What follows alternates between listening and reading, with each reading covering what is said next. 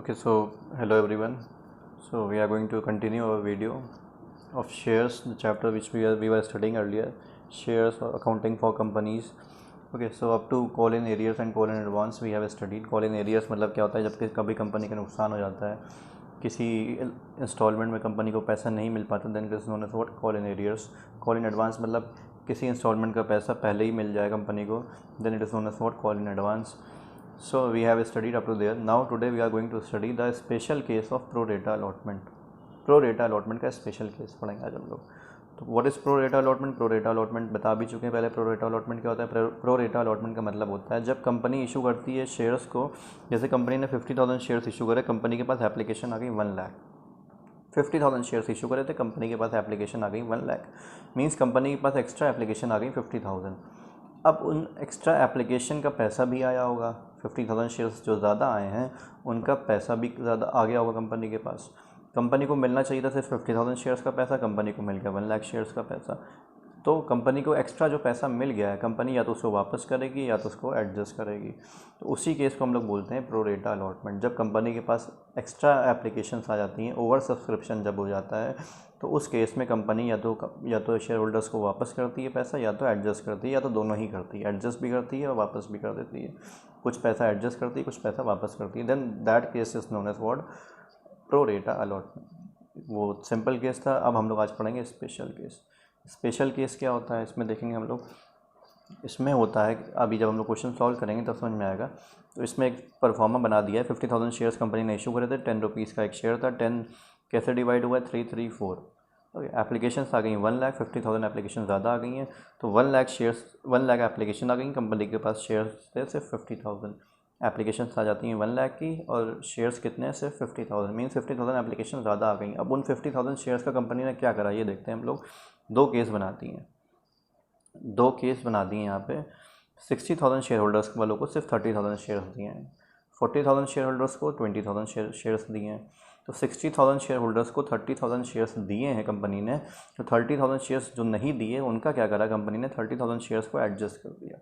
इसी तरह 40,000 share holders को 20,000 शेयर्स दिए. तो 20,000 शेयर्स जो बच रहे हैं अभी इन शेयर होल्डर्स के, उनका कंपनी ने क्या करा? एडजस्ट कर दिया. तो ये केस आपको बनाना पड़ेगा. पहले आपको सिंपली ऐसा लिख के आ जाएगा, आपको ऐसा केस बनाना पड़ेगा. ये पहले से हमने बना दिया आपके लिए. तो ये केस आपको बनाना पड़ेगा. 60,000 को 30,000 मिले तो मतलब 30,000 एडजस्ट हो गया.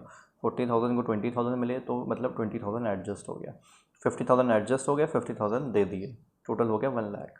ठीक है, देखिए 30 प्लस 20 50,000, 30 प्लस 20 50,000. 50,000 एडजस्ट हो गया, 50,000 कंपनी ने दे दिए. टोटल शेयर्स हैं 1 लाख. अब बोल रहा है a shareholder having 1,000 shares fail to pay allotment money.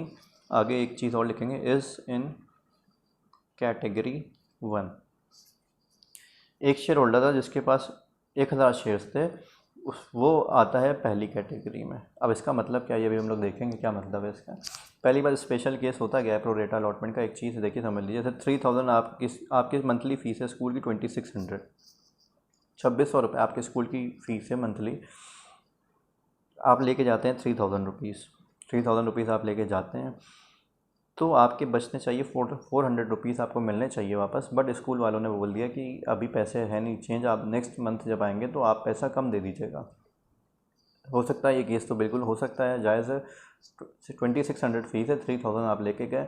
400 जो बचा आपका अमाउंट ड्यू स्कूल वालों पे, उन्होंने बोला कि नेक्स्ट मंथ आपका एडजस्ट हो जाएगा. तो जब आप नेक्स्ट मंथ जाएंगे पे करने, तो आप पे करेंगे ओनली 2,200 रुपीज़. ठीक है, यही केस शेयर में भी अप्लाई होता है. तो पहली बात, pro rata allotment special case का मतलब क्या होता है? जब एक ही जगह पे कंपनी का नुकसान हो जाए और कंपनी को एडवांस भी मिले. ठीक है, अब नेक्स्ट मंथ आपको 2,200 रुपीज़ देने थे, बट यू फेल टू पे 2,200 रुपीज़. आपने अगले महीने फ़ीस ही नहीं जमा करी, 1 रुपये भी आपने नहीं जमा करे, आपने 0 रुपीज़ जमा करे. तो क्या हुआ यहाँ पे? स्कूल वालों का नुकसान क्या हुआ? स्कूल वालों को फ़ायदा था, आप 400 रुपीज़ का अभी फ़ायदे पे चल रहे थे. अब स्कूल वाले नुकसान में आ जाएंगे 2,200 रुपीज़ के. तो एक ही जगह पे एक ही मंथ में कंपनी को स्कूल वालों को फ़ायदा भी हुआ 400 रुपीज़ का और नुकसान भी हुआ 2,200 रुपीज़ का. सेम केस अप्लाई होता है यहाँ पे शेयर्स में भी. फिर से समझ लीजिए, 3,000 आप 2,600 फ़ीस थी आपकी, 3,000 रुपीज़ आप लेके गए. 400 आपका अमाउंट जो था वो बच रहा था स्कूल वालों पे। स्कूल वालों ने बोला जब नेक्स्ट मंथ आप आएंगे तो आपको 400 रुपीज़ एडजस्ट कर दी जाएंगे। अगले महीने जब फीस जमा करने की बारी आई तो आपने 1 रुपये भी नहीं जमा करे, तो स्कूल वालों का क्या हुआ, स्कूल वालों का नुकसान हो गया कितना, 2200 रुपीज़ का। और यहाँ पे स्कूल वालों को फ़ायदा भी हो रहा था, पहले स्कूल वाले फ़ायदे में चल रहे थे 400 रुपीज़ के, अब स्कूल वालों का क्या हो गया, नुकसान हो गया 2200 का। तो एक ही जगह पे जब एडवांस में मिल जाता है कंपनी को और कंपनी का एरियर भी हो जाता है, then that situation is known as what, special case of pro rata allotment. So in this question let's just see what is how we will just solve this question. ये पूरा proforma था। Shareholder having 1000 share fail to pay allotment money is in category one, first category में आता है। तो पहले तो same वैसे ही एंट्री हम लोग करेंगे, bank account debit to share application 3 की फर्स्ट एप्लीकेशन है, शेयर्स है आ गए 1 lakh, 3 lakh rupees company will get. Now company will adjust the extra money share application account debit to equity share capital to share allotment. 3 lakh shares company have received, company को मिलने चाहिए थे 1,50,000, जो एक्स्ट्रा पैसा आ गया है 1,50,000 ये कंपनी क्या करेगी, एडजस्ट कर देगी। This money will be adjusted. Okay, now a company will ask for the allotment money, share allotment account debit to equity share capital. Share allotment is of rupees 3 into 50,000, 1,50,000 company will ask from the shareholders. Now how much money company will receive? Firstly we will have to see, एक share holder था जिसके पास 1000 share थे, fail to pay allotment money is in category 1। क्या मतलब हुआ इसका, category 1 पहले देख लेते हैं कौन सी है। 60,000 वालों को 30,000 मिले हैं, 60,000 शेयर होल्डर्स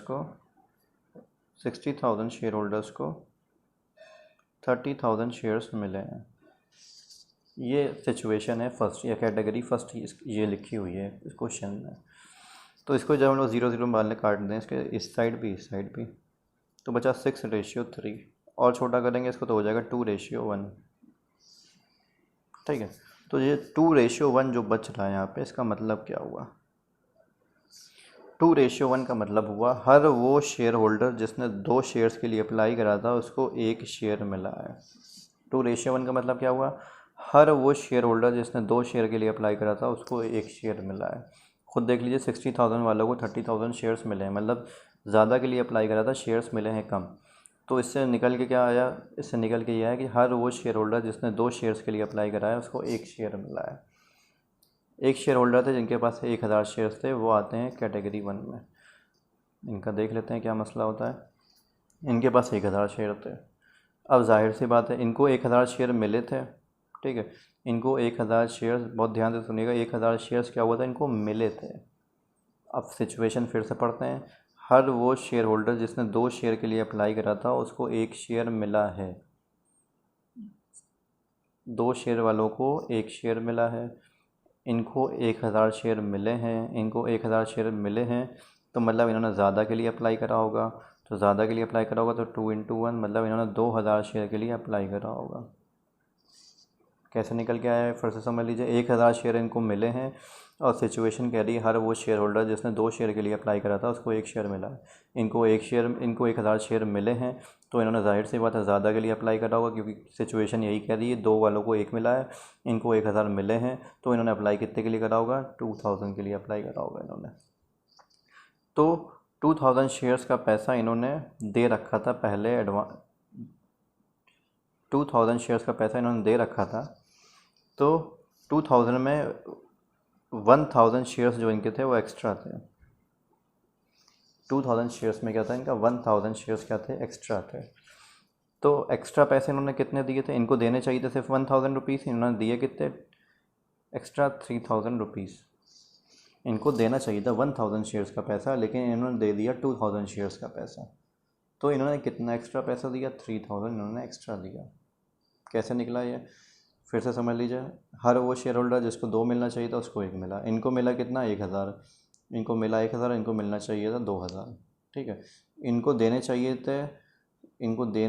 थे 1000 शेयर का पैसा, तो इनको मिला क्योंकि सिर्फ 1000 शेयर है, तो इनको 1000 शेयर का पैसा देना चाहिए था। 1000 शेयर का पैसा होता है 3000, तो इन्होंने दिया कितना, बट 6000, तो इन्होंने एक्स्ट्रा कितना दे दिया, यहाँ पे समझ लीजिए, इन्होंने दिया टोटल 2000 × 3 दैट इज़ 6000, बट इनको देना कितना चाहिए था, क्योंकि इनको शेयर्स मिले हैं सिर्फ 1000, इनको देना चाहिए था 3000, तो उन्होंने एक्स्ट्रा कितना दे दिया, इन्होंने एक्स्ट्रा दे दिया है 3000 रुपीज़, मतलब इनका एडवांस पड़ा हुआ है कंपनी पे 3000 रुपीज़।